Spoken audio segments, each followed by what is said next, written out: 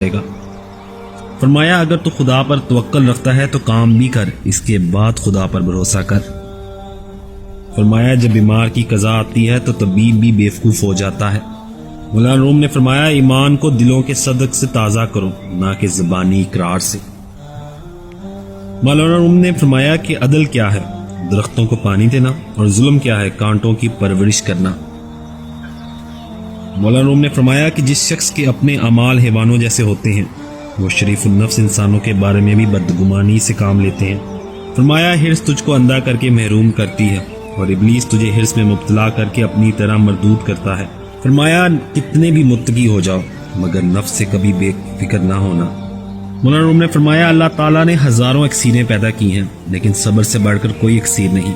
फरमाया अक्ल को ख्वाहिश पर फजीलत हासिल है क्योंकि अक्ल जमाने को तुम्हारे हाथों में दे देती है, जबकि